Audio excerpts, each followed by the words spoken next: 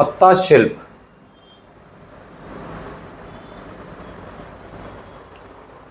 Unit number 1 1.3.3 इससे match कर लेना आप, और इसके सापेक्ष ही हमने पूरा कंटेंट बनाया ताकि आप सिलेबस से भटके नहीं। ठीक है, चलिए नेक्स्ट आ जाते हैं। मध्य प्रदेश की एक प्रमुख कलाओं में से एक कहलाती है। मूलतः आपको बताएं ये पूरे भारत ही में होता है। कुछ क्षेत्र जो हैं जो कि वन बाहुल्य क्षेत्र है वहाँ पर ज़्यादा देखने को मिलेगा। पूर्वी मध्य प्रदेश में ही मिलेगा आपको ये, पश्चिम मध्य प्रदेश में भी मिलेगा। लेकिन जहाँ वन बहुत अधिक मात्रा में रहा है या वनवृत्त बहुत अधिक रहा है, जनजाति संस्कृति जहाँ रही है भारत में पूरे, वहाँ पर ये ज़्यादा देखने के लिए मिलता है और वहाँ का फेमस होता है। खासकर नॉर्थ इंडिया का अलग होगा थोड़ी सा, साउथ इंडिया का अलग होने वाला है। मध्य प्रदेश में किसी ज़माने में छत्तीसगढ़ साथ में आता था। छत्तीसगढ़ का बस्तर वाले क्षेत्र का ये शिल्प बहुत ही फेमस हुआ करता था, आज भी है ना।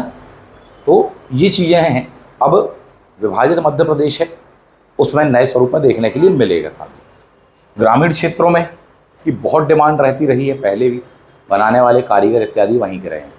एग्ज़ाम से संबंधित जो महत्वपूर्ण चीज़ें होगी आपके लिए, आप तो वो जान लीजिए यहाँ पर सबसे पहले, क्या क्यों कैसा। बहुत ही बेसिक सा क्वेश्चन आ जाएगा, बाकी तो बता दो। बोले साहब यहाँ पत्ते से बनाते हैं, ठीक है। विभिन्न प्रकार की शिल्प की वस्तुएं बनाते हैं, हाथों से कारीगर बना रहे हैं, डोलची बना रहे हैं, डब्बे बना रहे हैं अपन, ठीक है। टुकनिया वगैरह हो गया, बड़ी सुंदर कलात्मक टाइप की हैं, आप देख पा रहे हैं। कुछ खास प्रकार के जो पेड़ हैं, पौधे हैं, उनके पत्ते हैं, उनसे बना रहे हैं। सबसे फेमस जो आपके सभी के घरों में यूज़ होता है वो कहलाती है झाड़ू। क्या कहलाती है? झाड़ू। प्लास्टिक वाली नहीं, वो तो अभी आई हुई है। नॉर्मली झाड़ू यूज़ की जाती है, सभी घरों में प्राय देखने के लिए मिलेगी, और उसके से ही वास्तविक रूप से झाड़ू लग पाती है वाली बात है साहब। किससे बना रहे? बोले पत्ते से ही बना रहे सर। ये चीज़ें हैं। बहुत प्रकार की वस्तुएं बनाई जाती हैं। ये भी क्या है? यह भी एक प्रकार का शिल्प है, जिसको अपन क्या बोलते हैं? पत्ता शिल्प। इनमें जो सबसे खास कहलाने वाला है वह कहलाने वाला है छिंद। छिंद मीन्स जंगली खजूर। कौन सा? जंगली खजूर। ये पूछ देगा आपसे, बोले किसकी पत्तियों से वो झाड़ू वाड़ू आप बना रहे हो सर? बोले साहब जी जंगली खजूर से बना रहे हैं। छिंद का भी कहते हैं अपन उसको, वृक्ष, उससे बना रहे हैं। यही वजह इसको अपन छिंद कला भी बोलते हैं, या खजूर कला के नाम से भी इसको जानते हैं। मूलतः इसका उपयोग काय में किया जा रहा है? ये बात झाड़ू की हो रही है ना। दोना पत्तल की नहीं हो रही, वो भी पत्ता शिल्प में आएगा, परंतु यहाँ पर बात किस चीज़ की हो रही है? झाड़ू की हो रही है। इन बातों को समझना, ठीक है। 3 फैक्ट हैं, 3 से 4 फैक्ट, 1 2 3। इतनी बात ध्यान रख लेना, गलती नहीं करना। सिंपल सा क्वेश्चन होगा, किस वृक्ष से बनाते हो? किसके पत्तों से? बोले साहब जी जंगली खजूर या छिंद के वृक्ष से आप बना रहे हैं। गलती मत कर देना इस पर, ठीक है। आगे बढ़ते हैं। क्या क्या बनाते हैं? बहुत सारी वस्तुएं आपने देख ली साहब जी। पारंपरिक रूप से झाड़ू, उसके पश्चात हम देखेंगे सजावटी वस्तुएं। क्या बनाते हैं? सजावटी वस्तुएं। खिलौने हो गए, मुकुट हो गए, दूल्हा दुल्हन के मोड़ हो गए साहब जी। ऐसी बहुत सारी चीज़ें जो हमारे कस्टम में कहीं ना कहीं जुड़ी हुई, हमारी परंपराओं में है। अरे उनके बिना काम नहीं होगा, उसके बिना काम नहीं होगा। बोले सर जी बिजना की ज़रूरत है, चाहिए ही चाहिए। अब ये क्या है बिजना? समझ गए होंगे जानने वाले लोग, ठीक है। बोले मुकुट चाहिए है इसका, तब जाकर के महाशिवरात्रि मना पाओगे। ये चीज़ें हैं साहब, ठीक। वे हमारी संस्कृति से भी, हमारी पारंपरिक जो मान्यता उससे भी जुड़ा हुआ है। तो खिलौने ही बनते हैं इसके, बहुत सारी चीज़ें इसकी बनाई जाती हैं। अब तो सजावट इत्यादि वगैरह के लिए भी अपन इसका उपयोग कर रहे हैं। पौराणिक महत्व है, कला संस्कृति हमारी आध्यात्म के साथ में जुड़ी हुई है। क्या चीज़ है साहब जी? जब भगवान शिव का विवाह हो रहा था तब उनका जो मुकुट था वो काय से बनाया गया था? खजूर के पत्तों से। बात क्लियर अपन को? यही वजह तब से लेकर आज तक वही परंपरा है कि शिवरात्रि में छिंदवाड़ा जिला और उसके आसपास के जो जिले हैं वहाँ पर यह परंपरा आज भी अपनाई जाती है। अनिवार्य होता है साहब जी, क्लियर। तो हमारे यहाँ से वो जुड़ा हुआ एस्पेक्ट है, थोड़ी सा पहचान लेना, क्लियर। नेक्स्ट आ जाते हैं। तो छिंद का सेहरा करके कहलाता है। सेहरा, सेहरा बांधना, सेहरा। सिर्फ इतना ही सा क्वेश्चन हो सकता है और आने लगे हैं थे। तो साहब, छिन्न का सेहरा बांधने की परंपरा इनमें से किस पर्व में मनाई जाती है? 4 ऑप्शन बना लोगे? आगे बढ़ते हैं। नेक्स्ट, पत्ता शिल्प में और भी कुछ चीज़ें देख लीजिए। पत्तों से बर्तन बनाने की कला बहुत ही पुरानी कला करके कहलाती है। इनमें सबसे फेमस जो बर्तन कहलाते हैं आपके, वो कहलाते हैं दोना पत्तल। ठीक है, अब तो फुल्की वालों के यहाँ भी प्लास्टिक के पत्तलों ने स्थान ले लिया, चाट फुल्की वालों के यहाँ भी, वरना सब जगह मैक्सिमम टाइम ये चीज़ें ही उपयोग की जाती थी। खाना खाने के लिए प्लेट इत्यादि वगैरह इससे बनाए जाते थे।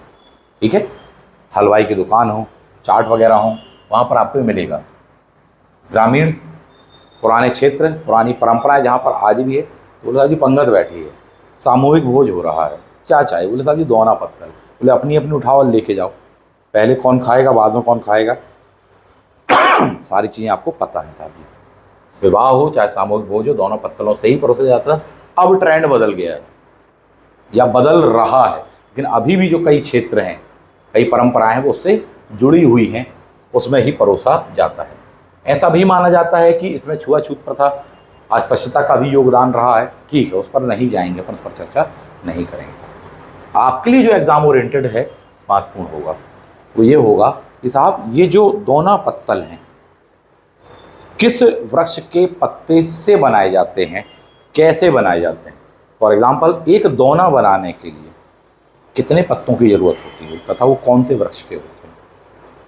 एक पत्तल बनाने के लिए कितने पत्तों की आवश्यकता होती है, मे भी पॉसिबल, ऐसा पूछ सकते हैं। क्लियर है? चलो तो एक एक करके बात कर लेते हैं। मध्य प्रदेश के संदर्भ में हम बता रहे विशेषकर, ठीक है, पूरे इंडिया का नहीं, क्योंकि नॉर्थ इंडिया की अलग ही कहानी चलेगी, पूर्वोत्तर भारत में अलग ही चीज़ चल रही है। साउथ इंडिया वाले बोले हम तो केला बिछाते हैं इतना बड़ा, बोले इंसान सो जाए उस पर बिछा के खाते साथी, सापड़, मामला ही अलग चल रहा है वहाँ। हम मध्य प्रदेश के संदर्भ में बात कर रहे हैं। पत्तल किस किस के होने वाले हैं? महुआ, एमपी के संदर्भ में हम बात करें, ठीक, बहुत ज़्यादा फेमस है, खासकर पूर्वी मध्य प्रदेश में। कादम्ब के होंगे, ढाक के होंगे, कमल के हैं परंतु कम यूज़ किए जाते हैं। केले के, खासकर उन क्षेत्रों में जहाँ पर मध्य प्रदेश में केले का प्रोडक्शन होता आसानी से उपलब्ध हो पाते हैं, बाकी मध्य प्रदेश में नहीं है। शॉल के, बरगद इत्यादि वगैरह इनके भी यूज़ किए जाते हैं, परंतु इनमें जो सबसे ज़्यादा उपयोग किए जाते हैं, तो ध्यान रखना, महुआ और पलास के।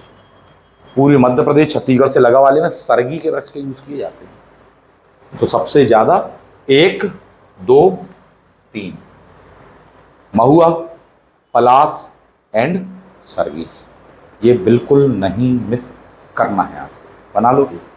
चलो एक एक करके देख लेते हैं। इनका उपयोग किया जाता है, प्लस बांस की तीलियों का उपयोग किया जाता है। एक दोना बनाने में 3, जबकि पत्तल बनाने में 7 पत्तों की आवश्यकता होती है, उससे बनता है साहब। ठीक है, पलाश अति महत्वपूर्ण है, महुआ तो जानते ही होंगे आप। ठीक, पलाश 2 सबसे ज्यादा हैं आपके मध्य प्रदेश में, महुआ एंड पलाश, जिसका उपयोग किया जाता है। पलाश को ही ढाक भी कहते हैं, छियूल भी कहते हैं साहब। क्लियर? इसमें एक साथ 3 पत्ते निकलते हैं, देखे होंगे आपने, इसकी बात कर रहे। ठीक, तो पलाश, ढाक या छियूल। एक क्वेश्चन ऐसा हो सकता है, बोले साहब जी क्योंकि इसका बहुत उपयोग किया जाता है एमपी में, त्रिपत्रक या त्रिपर्णक किसको कहा जाता है? बोले इसे को ही कहा जाता पलाश। रीजन? बोले एक साथ 3 पत्ते निकलते हैं, फूल लाल रंग के होते, रेड कलर के होते, रेडिश, यानी रक्त कलर के पुष्प, रक्त पुष्पक भी कहा जाता है उनके फूलों के कारण। हेल्दी माना जाता है, हमारी संस्कृति से जुड़ा हुआ है, प्राचीनतम बहुत सारे आख्यान उससे संबंधित मिल जाते हैं साथी, है ना, जड़ी बूटी इत्यादि वगैरह, और इको फ्रेंडली और हेल्दी है, ये चीज़ मानी जाती है। मतलब बर्तन वाली में की प्लेट में खाना खाने के बजाय पत्ते वाले में खाना चाहिए, वो इको फ्रेंडली भी होता है, प्लस शारीरिक स्वास्थ्य की दृष्टि से पौष्टिक भी होता है, ये तक आपको मिले। और ये बात सही है, कई लोग इस बात को बड़ी मजबूती के साथ में, एविडेंस के साथ में रख चुके हैं। खैर, आपके लिए महत्वपूर्ण यह है, पलाश आ जाए, मान लो ऑप्शन में पलाश नहीं दिया है, वहां पर आपको क्या दे दिया है, बोले सर जी ढाक दिया है या छील दिया, तो पहचान जाने कि हाँ सही की बात हो रही है। महुआ तो आराम से पहचान ही जाओगे। ये कौन सा शिल्प है आपका, दैट इज पत्ता शिल्प।